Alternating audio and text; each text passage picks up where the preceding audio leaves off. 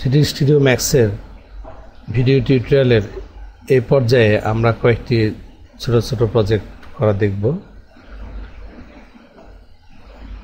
এ পর্যন্ত আমরা অল্প কয়েকটি টুল সম্বন্ধে জেনেছি, যার মধ্যে একটি কমান্ড হচ্ছে ক্লোন। এছাড়া মুভ টুল, রোটেট এবং স্কেল করা সম্বন্ধে আমরা জানি। আর আমরা এটা জানি যে কিভাবে আমাদের এই ডান পাশের যে কমান্ড প্যানেল আছে সেই কমান্ড প্যানেল থেকে বিভিন্ন কমান্ডগুলো চুজ করে অবজেক্টগুলো ক্রিয়েট করা যায়। এই সামান্য ধারণাটুকু নিয়েই আমরা কিন্তু অনেক অবজেক্ট তৈরি করতে পারি 3D Studio Max-এ। এ পর্যায়ে বিভিন্ন অবজেক্টের বেসিক শেপসগুলো আমরা তৈরি করতে পারি খুব ভালোভাবে, যেমন চেয়ার, টেবিল, বুকশেলফ, খাট, আলমিরা, এই টাইপের অনেক কিছু। অথবা কার্টুন ক্যারেক্টারের চোখ, কার্টুন আই, অথবা রোবট, এ ধরনের অনেক মডেল, বেসিক ফর্মে অনেক মডেল আমরা তৈরি করতে পারি। তো এ পর্যায়ে আসলে এই টুলসগুলো নিয়ে এই ধরনের কিছু প্র্যাকটিস করাটা জরুরি, কারণ এই প্র্যাকটিসগুলো যত বেশি করা যাবে ভিউপোর্টের সাথে কাজ করার জন্য যে সমন্বয়টা দরকার সেই সমন্বয়টা হবে।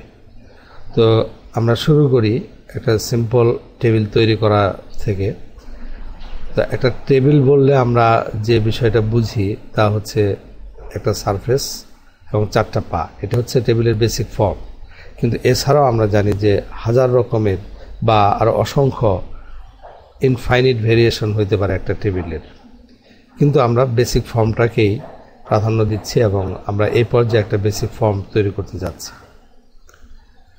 তো আমরা বক্স কমান্ড চুজ করে টপ ভিউ পোর্টে আমাদের টেবিলটির টপ সারফেসটা ক্রিয়েট করব।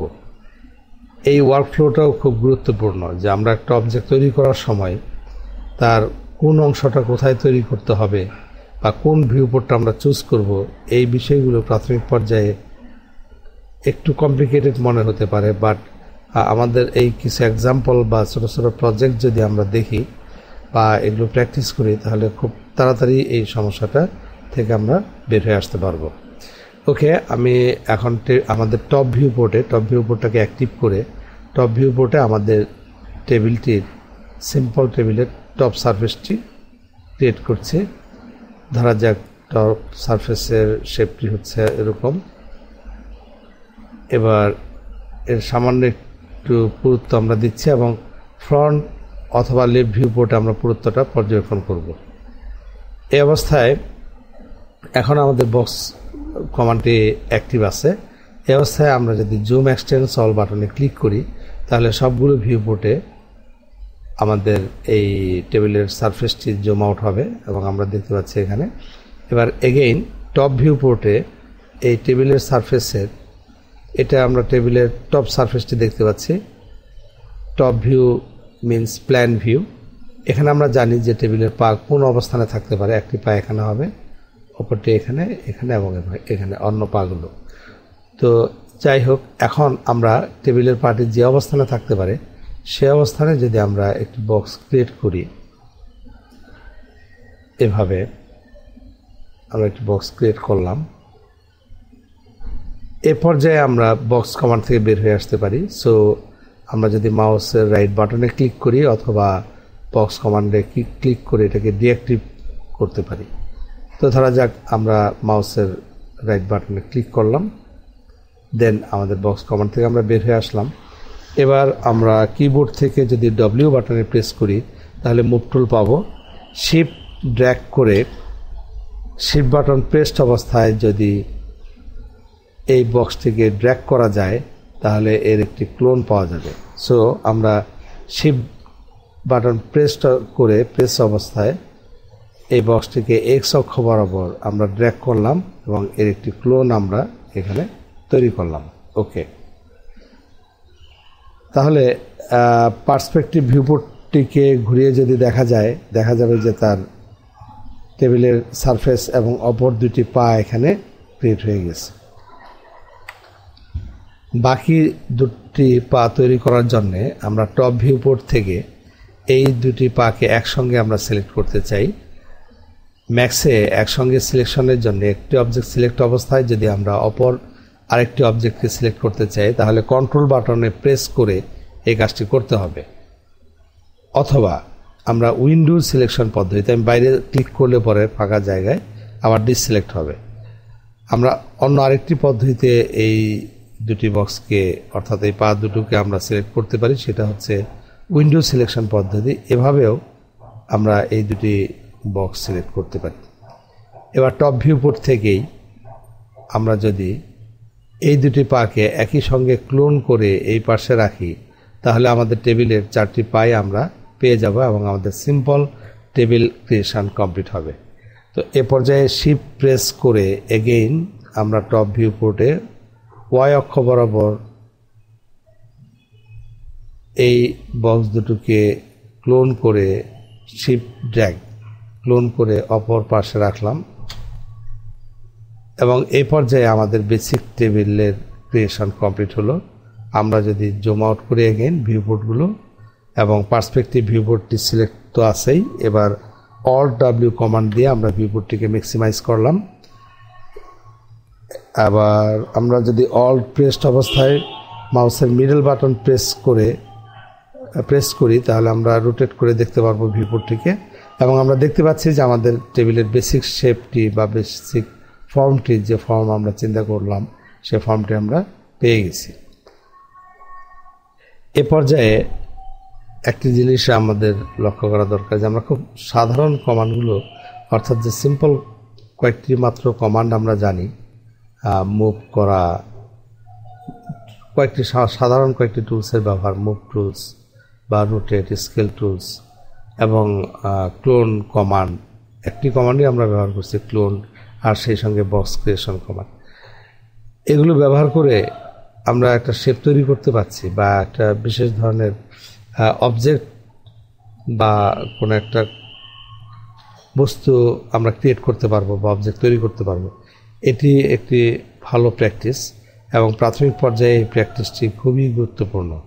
তো যাই হোক, এ পর্যায়ে আমরা যদি আমাদের এই টেবিলটিকে আরেকটু ডেভেলপ করতে চাই, অর্থাৎ এই টেবিলের এই পার্শ্বে আমরা এখানে কাঠের সাপোর্ট এবং নিচেও যদি কাঠের সাপোর্ট তৈরি করতে চাই তাহলে কিভাবে আমরা এই কাজটা করতে পারি, এই ওয়ার্কফ্লোটি আমরা একটু বুঝতে যাচ্ছি।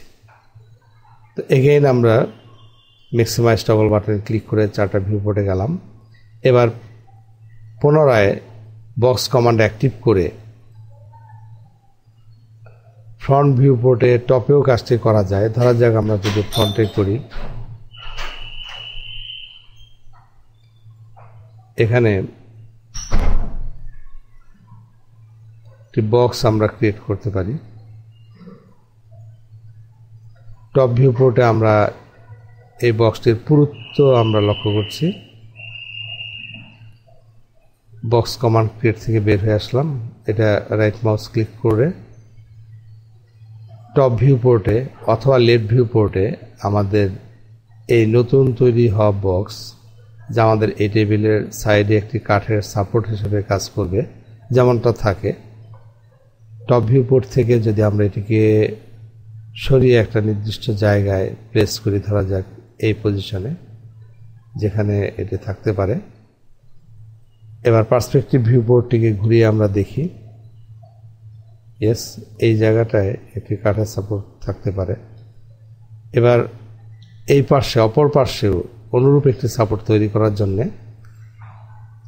টপ ভিউ পোর্ট থেকে অথবা লেফট ভিউ পোর্টে শিফট ড্র্যাগ করে আমরা এই বক্স 6টিকে ডুপ্লিকেট করব।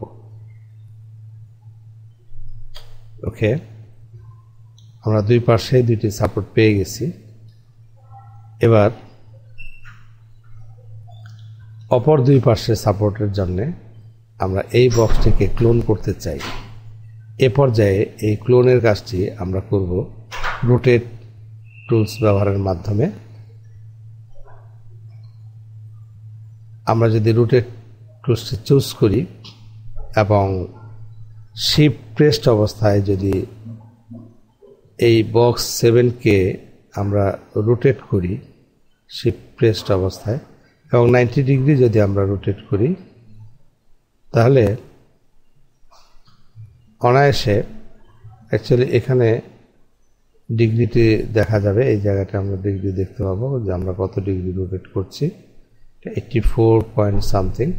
তো আমরা এটিকে অ্যাকচুয়ালি 90 ডিগ্রি রোটেট করতে চাই, so shift and drag 90 degree. এভাবে 90 ডিগ্রি যদি আমরা রোটেট করি, ওকে, তাহলে একই সঙ্গে আমাদের বক্সটি ক্লোনও হবে এবং রোটেটও হবে। তবে এক্ষেত্রে অ্যাঙ্গেল স্ন্যাপ অন করে এই কাজটি করলে সুবিধা হয় যে আমরা খুব সহজেই 90 ডিগ্রি পেতে পারি। তো যাই হোক, আমরা স্ন্যাপের কাজটা একটু পরেই জানবো, স্ন্যাপ বাটনের কাজ বা টুলসের কাজ। তো এ পর্যায়ে আমরা যে বক্স 8 যে ক্লোনটি আমরা পেলাম, এটিকে নির্দিষ্ট জায়গায় আমরা প্লেস করি। প্লেস করার পর এর উইথ ছোট করতে হবে। সো বক্সটি সিলেক্ট অবস্থায় মডিফাই বাটনে ক্লিক করে এই বক্সের প্যারামিটারস রোল আউটে আমরা ঢুকলাম। এখানে আমরা দেখতে পাচ্ছি এই বক্সের একটি উইথ আছে, লেংথ আছে এবং হাইট আছে, আর এগুলো একটা নির্দিষ্ট ইউনিটে এখানে সেট করা আছে। তো যাই হোক, ইউনিটের বিষয়টাতে আমরা আসছি একটু পরেই। এবার আমরা এর উইথ কমিয়ে এটিকে অ্যাডজাস্ট করছি, এর সাইজটা যতটুকু হতে পারে। পুনরায় টপ ভিউ পোর্টে অথবা এবার ফ্রন্ট ভিউ পোর্টে, আমরা টপেই কাজ করছি, শিফট ড্র্যাগ করে এই বক্সটির অপর একটি কপি আমরা অপর পাশে রাখলাম। এবং এভাবে আমরা যে জিনিসটি চাচ্ছিলাম যে আরও একটা কাঠের সাপোর্ট, অর্থাৎ আমাদের টেবিলের ডিজাইনের সামান্য ইমপ্রুভমেন্ট ঘটানোর জন্যে যে কাজটি আমরা করলাম, এভাবে এটা ডুপ্লিকেশনের মাধ্যমে আমরা ক্লোন কমান্ড ব্যবহার করে একটি বক্স থেকেই এই কাঠের সাপোর্টগুলো আমরা তৈরি করতে পারলাম। ওকে, তো এভাবে এই টেবিলটিকে আমরা আরও ইমপ্রুভ করতে পারি, যেমন তার নিচে কাঠ লাগানো অথবা ড্রয়ার তৈরি করা এক্সেট্রা। এখন একটি জিনিস লক্ষ্য করা যায় যে আমরা যদি এই কাঠের টেবিলের, আমরা যে টেবিলটি তৈরি করলাম এইমাত্র, এটি একটি 3D table no doubt, but এর যে কোনো একটি অংশে যদি আমরা ক্লিক করি তাহলে কিন্তু শুধুমাত্র সেই অংশটি সিলেক্ট হচ্ছে। বাট আমরা যদি পুরো টেবিলটিকে মুভ করতে চাই এক জায়গা থেকে আরেক জায়গায়, তাহলে আমাদেরকে এভাবে উইন্ডো সিলেকশন পদ্ধতিতে পুরো টেবিলটি কিন্তু সিলেক্ট করতে হচ্ছে, রাইট? ওকে, তো এখন এভাবে সিলেক্ট না করে আমরা যদি সবগুলো অবজেক্টকে একত্র পেতে চাই বা একসঙ্গে রাখতে চাই, এখানে এর একটি সহজ উপায় রয়েছে, তা হচ্ছে গ্রুপ করা। আমরা পুরো টেবিলের সবগুলো পার্টকে উইন্ডো সিলেকশন পদ্ধতিতে এভাবে সিলেক্ট করে নিয়ে দেন আমরা যদি এই মেনুর গ্রুপ থেকে গ্রুপ কমান্ড দেই এবং গ্রুপ নেমের জায়গায় আমরা টেবিল, এটার একটা নামও দিয়ে দেই, টেবিল। ওকে, তাহলে এটি একটি গ্রুপে পরিণত হলো। এবার যে কোনো একটা অংশে ক্লিক করলেই সম্পূর্ণ টেবিলটি আমরা সিলেক্ট করতে পারব এবং এবার এটিকে আমরা মুভ করে যে কোনো দিকে সরিয়েও রাখতে পারব। এই অবস্থায় আমরা যদি এই টেবিলটিকে আমাদের গ্রিড লাইনের উপরে প্লেস করতে চাই, তাহলে ফ্রন্ট ভিউ পোর্টে এটিকে এভাবে ধরে আমরা গ্রিড লাইনের উপরে প্লেস করতে পারি। ওকে, অল ডাব্লিউ দিয়ে পার্সপেক্টিভ ভিউ পোর্টটিকে মুভ করে আমরা দেখতে পাচ্ছি এই হচ্ছে আমাদের টেবিল। এবার এই টেবিলের সামনে যদি আমরা এখানে এই পজিশনে বা এই সাইডে যে পার্শ্বে হোক না কেন একটা চেয়ার যদি ক্রিয়েট করতে চাই, তো সেম প্রসেসে আমরা একটা চেয়ার এখানে তৈরি করতে পারি। তো আমরা এর পরবর্তী লেসনে আমরা দেখব যে কিভাবে আমরা খুব সিম্পল একটি চেয়ার ক্রিয়েট করতে পারি। এই সামান্য কিছু কমান্ড, প্রাথমিক কমান্ড ব্যবহার করি।